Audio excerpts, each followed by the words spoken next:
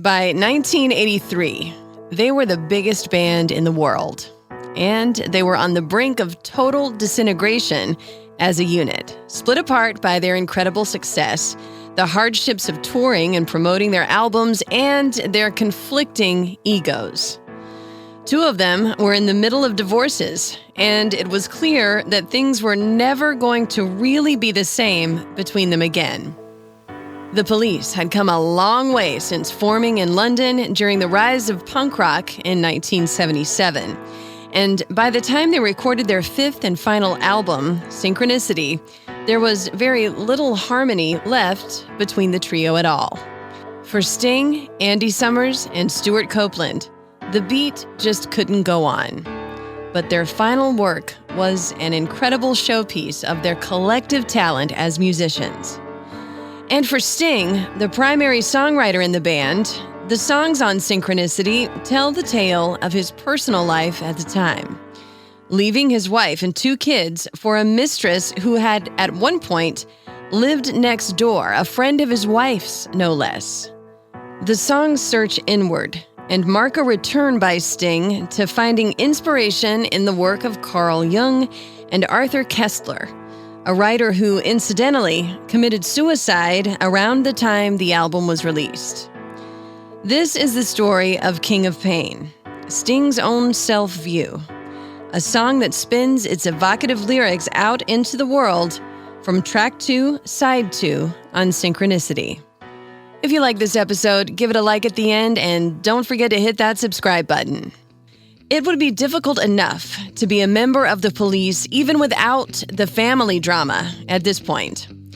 While all of their albums had been super successful, with charting singles on every one of them in multiple countries, Sting was emerging as the solo star from the group, spurred on by his acting roles in films including The Great Rock and Roll Swindle and more. Stuart Copeland was branching out to do film scoring, and Andy Summers began recording albums with Robert Fripp. After the contentious recording and release of 1981's The Ghost in the Machine, the band took a hiatus to pursue these other projects, marking a 2-year gap between albums, the biggest in their career. And by the way, The Ghost in the Machine was titled after a book by the aforementioned Koestler, which deals with the idea that the rational, logical part of the human mind can be overtaken by primitive layers deeper in the brain, which can then create conflict, aggression, and more.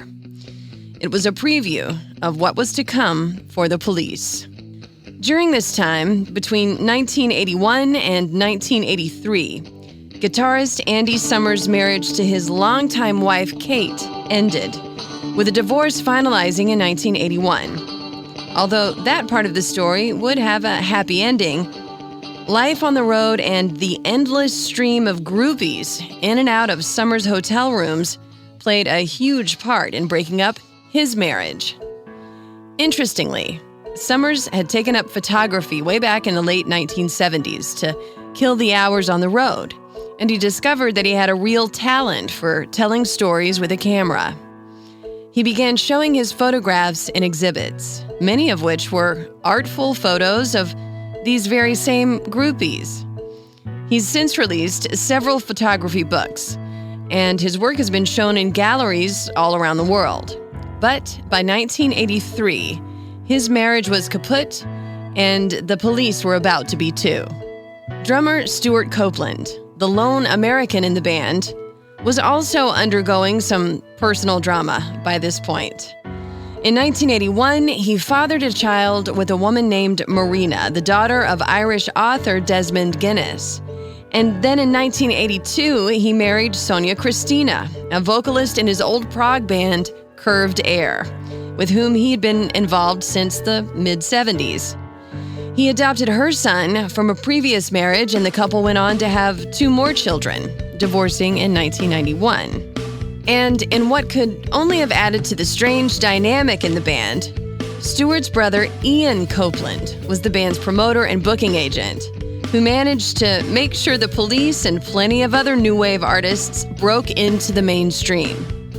Ian and their other brother Miles, who founded IRS Records, were hugely important in breaking bands like Squeeze, The Cure, The English Beat, The Go-Go's, and on, with Miles and Ian becoming powerhouses in the music industry, while their talented brother Stuart was the drummer for the Police.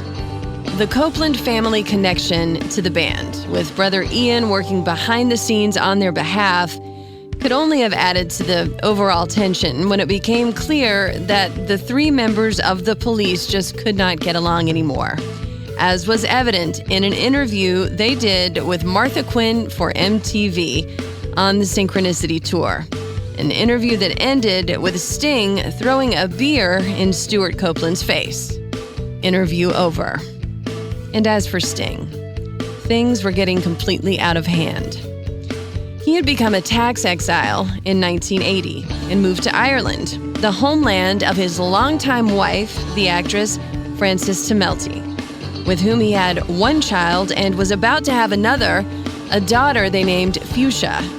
She was born in 1982. But there was a problem. Way back when he and Frances Tummelty had been living in West London and his band was just getting off the ground, they lived next door to another actress, Trudy Styler, and became friendly, so they had known one another for years. It was a familiarity that evolved over time until it became a full-blown affair between Sting and Styler, made more shocking by the fact that Styler and Tummelty were actually really good friends and had even acted in theater productions together in London. Shortly after his daughter was born, Sting and his wife separated, and meanwhile, Styler began joining Sting everywhere he went. Before the Police gathered to record the Synchronicity album at Sir George Martin's Air Studios in Montserrat, Styler stayed with Sting at the house he rented in Jamaica, an estate, by the way, called Goldeneye, formerly inhabited by James Bond creator Ian Fleming. Sting wrote much of the material for Synchronicity there in 1982, accompanied by Styler, who became pregnant herself within a year. It was all such a scandal, and Sting says that when it came to writing King of Pain, the lyrics came to him quite specifically from a moment when, sitting at sunset with Styler, he noticed that the sun had dazzled his eyes to the point of seeing sunspots around it. And then the first line of the lyrics came to him, and the rest of it was built from there. Line after line of metaphors relating to the pain he was feeling from the tug-of-war in his personal life and with the strained relationship he had with both Summers and Copeland. For a song that has so many metaphors, it's odd that you know just exactly what he means with each and every one. King of Pain goes like this. There's a little black spot on the sun today. That's my soul up there. It's the same old thing as yesterday, and that's my soul up there.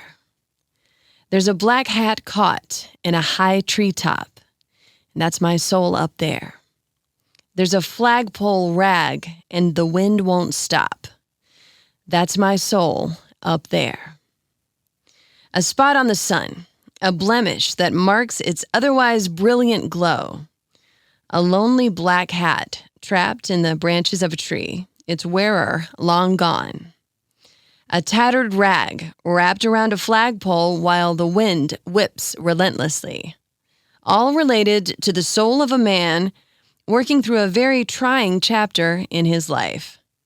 And the chorus kicks in. I have stood here before inside the pouring rain, while the world turning circles running around my brain. I guess I always thought that you could end this reign, but it's my destiny to be the king of pain. When you think about the pain it causes a family in the aftermath of an affair, there's really no winner. The one who's been cheated on is devastated, and the person who's stepped out has lost much and risked much, with no guarantee that any of it will work out. There is a resignation in the chorus of this song, words of a man who knows that what he's doing to himself too. And in the next verse, more of those brilliant, sad, hopeless metaphors, one after the other. There's a fossil that's trapped in a high cliff wall. There's a dead salmon frozen in a waterfall. There's a blue whale beached by a spring tide's ebb.